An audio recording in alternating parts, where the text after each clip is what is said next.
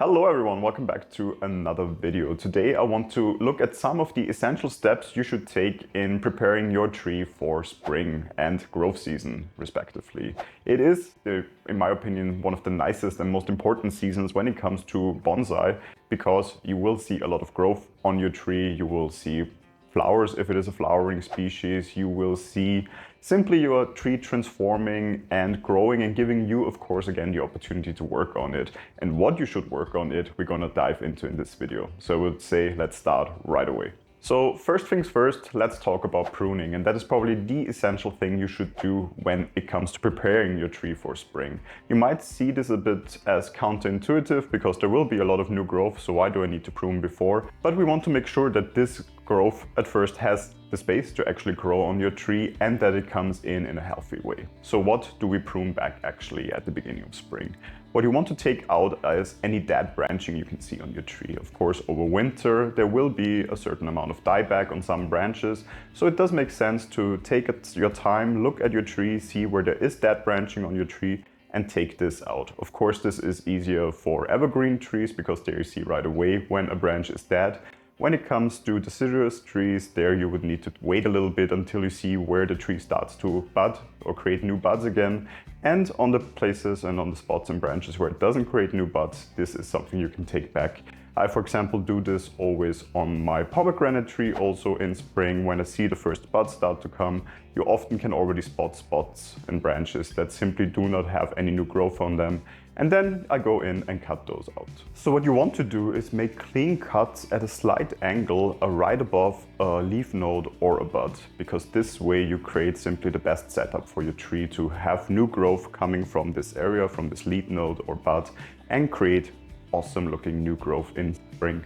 Next thing is feeding your bonsai tree. Of course, when growth season starts, your tree will need a lot of nutrients to support this new growth. And that's why we need to feed our tree. Watering is definitely not enough for new growth to form in a healthy way. Your tree does need certain nutrients that it gets from fertilizer for that.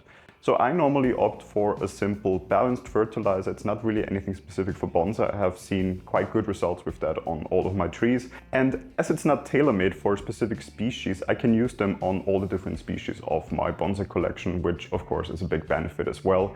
However, if you do see trees struggling with certain ailments that probably hint into the direction of a nutrient deficiency, then look which nutrient deficiency this could be. Normally a quick Google search actually yields quite good results there, and then buy fertilizer that has exactly those nutrients, maybe in a higher concentration, to help your tree again get those nutrients that it needs. When it comes to feeding, one important thing is to really follow the instructions, I would say, because overfeeding is definitely a problem that can occur. If you overfeed your tree, this can definitely harm your bonsai. So simply follow the instructions, dilute as much as it is needed. So if you use fertilizer sticks or something like that, use as many as is recommended on the instructions. And if you use liquid fertilizer, dilute it really to the amount that is said on the instructions to avoid overfeeding or over-fertilizing. And closely linked to feeding is, of course, also watering. We come now in spring into a period, of course, where temperatures rise again. The sun definitely gets stronger again as well. And this means that probably your tree will have higher watering requirements, meaning the soil tends to dry out a bit faster than it does in winter, where simply temperatures are lower, the sun is not as strong, and often also doesn't show for that much in winter. In spring, you will see that simply you need to water again more often. What I do mean with this one, give it a thorough watering. It doesn't mean you water just more often by giving it a little bit of water each time. Really make sure you let the top layer of the soil dry out. This is true for most trees that you normally have as bonsai. And when the top layer is dried out, then you thoroughly water again to really soak the entire tree. And then again, once it starts to dry out at the top layer of the soil. One more important thing to look into when we move from winter to spring is finding the right location for your tree. So you might have access to an outdoor area where you want to move your trees to that you normally maybe keep rather as indoor trees, because of course during growth season, if we can put our trees outside, they normally do show a lot of healthy and new growth, and it gives them quite a lot of vigor actually if they are outside during the growth season. But of course, moving from an indoor location to an outdoor location shouldn't be done like one day to the other. Important is that you keep it for at least a couple of days or maybe even some weeks outside of direct light when you move it outside, because it simply will be too strong. In your indoor setting, it normally always gets some sort of filtered light through the windows, through the light source that you provide it with. If you then move it outside into direct sunlight for multiple hours of the day, maybe at the hottest time of the day, this will definitely damage the foliage on your tree because it simply is not used to getting that much direct sunlight.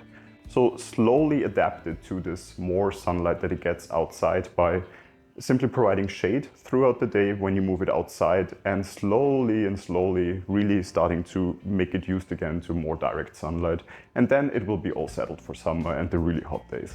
And of course, when moving a tree outside, we also again have to think about the watering schedule. Outside, normally soil dries out way faster, again, more direct sunlight, and of course also wind that dries out the soil. So definitely keep that in mind when it comes to watering as well. And there's one more thing you can do in spring when it comes to your bonsai, and that of course is repotting. If you take a look at your bonsai tree and you can see that it is too much confined in the bonsai pot already, so you see circular roots growing, you see roots jumping out of the pot, you see water draining through the soil right away when you water it and it doesn't really adhere to the pot and the soil in the pot, then it's definitely time to repot. And one of the best times throughout the year is spring to do that.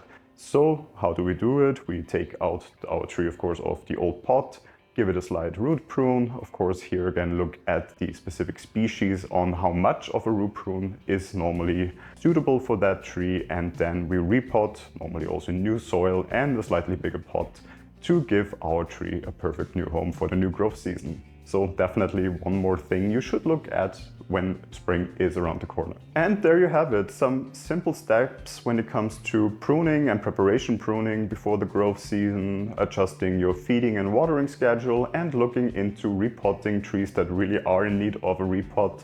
These steps will definitely help you to set your tree up for spring and for the rest of growth season, and give you hopefully a nice, healthy looking, nicely growing tree for the entire growth season.